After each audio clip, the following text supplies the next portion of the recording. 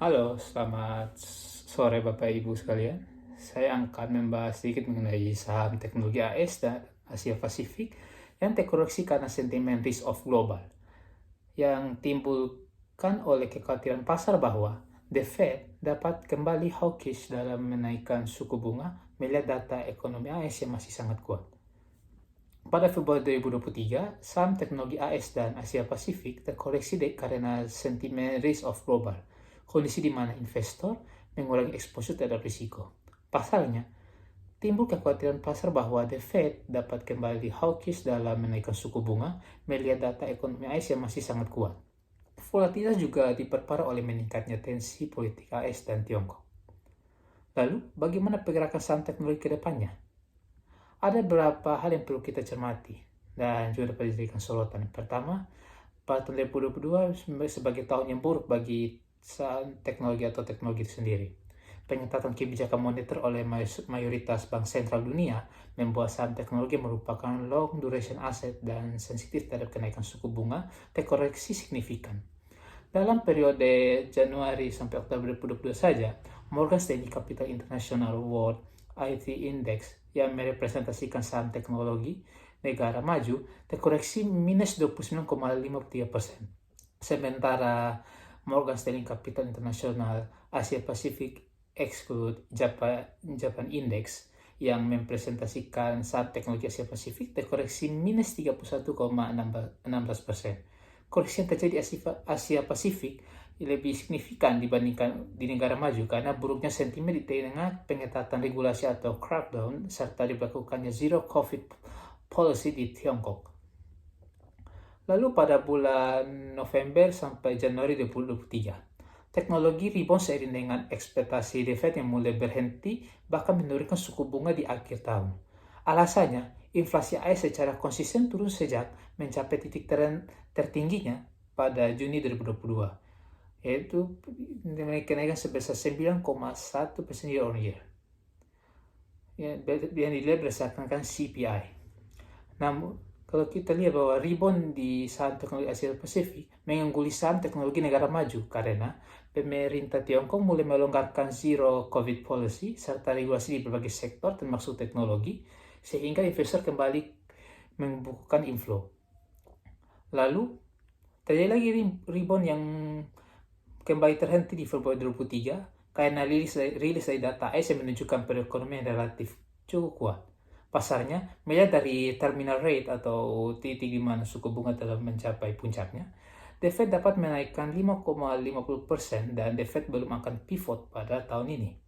Padahal pada bulan sebelumnya, pasar sempat melihat terminal rate yang akan mencapai 5,0% dan The Fed dapat menurunkan suku bunga sebesar 25 basis poin pada akhir tahun 2023. Volatilitas juga diperparah oleh tensi AS dengan Tiongkok yang memanas pasca penembakan balon pengintai serta kemungkinan Tiongkok yang mendukung Rusia dalam perang dengan Ukraina. Alhasil, saham teknologi negara maju pun terkoreksi sebesar minus 0,55% dan Asia Pasifik yang terkoreksi sebesar minus 6,07% secara month to date pada 24 Februari 2023. Apa dampak dari beberapa sorotan tersebut? Kalau kita lihat dari USD terhadap USD terhadap rupiah maksud saya, dalam sepekan USD Index menguat sebesar 1,3% ke level 105,21 karena ekspektasi The Fed yang lebih hawkish dalam menaikkan suku bunga. Rupiah pun stabil di 15.225 dengan ditopang oleh fundamental yang kuat dan meningkatnya cadangan devisa di tengah penguatan USD. Lalu kita melihat dari obligasi negara dengan denominasi USD yang kupon tetap.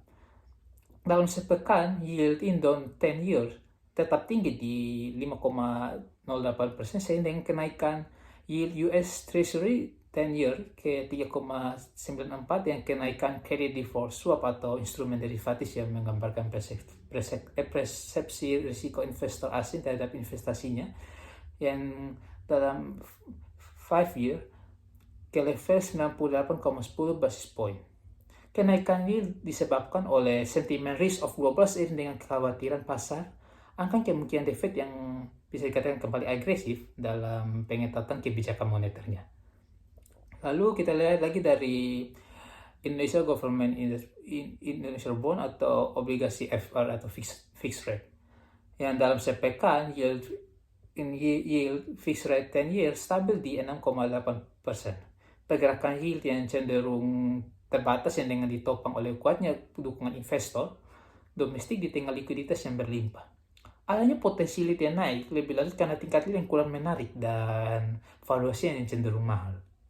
Lalu kalau kita lihat dari sisi pasar saham global, dari misalkan seperti DJIA atau Dow Jones Industrial Average dan karena misalnya seperti S&P 500 dan Nasdaq dalam sepekan terkoreksi baik dengan DJIA sebesar minus 2,99%, S&P 500 minus 2,67% dan Nasdaq minus 3,33%. Indeks Nasdaq yang merepresentasikan saham teknologi AS melemah paling signifikan karena ekspektasi The Fed yang bisa dikatakan lebih hawkish dalam menaikkan suku bunga yang membuat pasar risk off.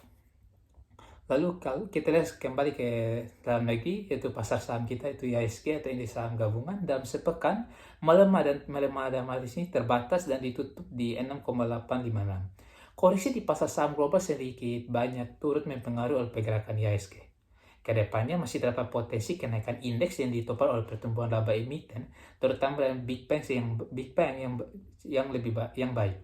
Lalu dilihat juga fundamental yang kuat dan valuasi yang bisa dikatakan masih cukup menarik. Lalu kalau kita lihat sendiri bagaimana ada pergerakan saham teknologi ke depannya dari berbagai sorotan yang kita lihat tadi atau yang kita sorot tadi. Pertama kalau kita lihat dari volatilitas. Walaupun volatilitas kembali terjadi, saham teknologi negara maju yang masih memiliki fundamental yang cukup kuat, pasar kuat. Dalam sini kalau misalnya beberapa saham yang mega caps teknologi seperti Apple, Microsoft, Alphabet maupun Meta dengan besar sebesar US 255,70 miliar US dollar berhasil membukukan income yang hampir 2 kali lipat lebih tinggi dibandingkan perusahaan minyak macam Exxon, Chevron, Shell atau British Petroleum yang dengan income-nya mungkin sebesar 154,10 miliar US dollar. Ya sangat diuntungkan yang kenaikan harga komoditas di tahun 2022. Pemerintah Asia Pasifik dalam arti sementara di Asia Pasifik saham teknologi diperkirakan dapat membukukan pertumbuhan laba atau EPS yang lebih baik di tahun 2003 seiring dengan pemulihan ekonomi dan tingginya tingkat tabungan masyarakat Tiongkok yang dapat memicu ledakan konsumsi. Lalu, jika koreksi yang terjadi membuat valuasi saham teknologi menjadi semakin menarik.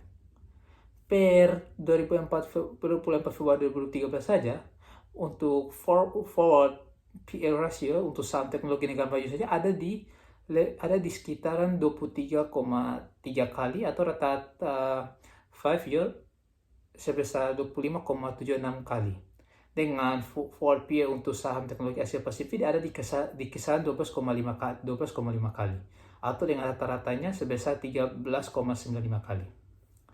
Lalu untuk sebagai tambahan saja, jika melihat dari likuiditas yang masih sangat melimpah di sistem keuangan, memperkecil risiko koreksi yang signifikan di saham teknologi ke depannya.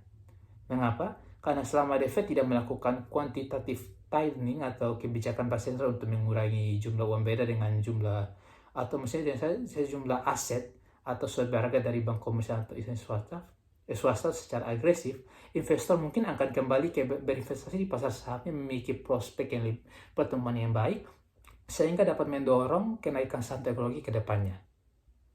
Ini saja dari saya. Jika ada mau ditanyakan atau mungkin materi lain, silakan komen. Terima kasih.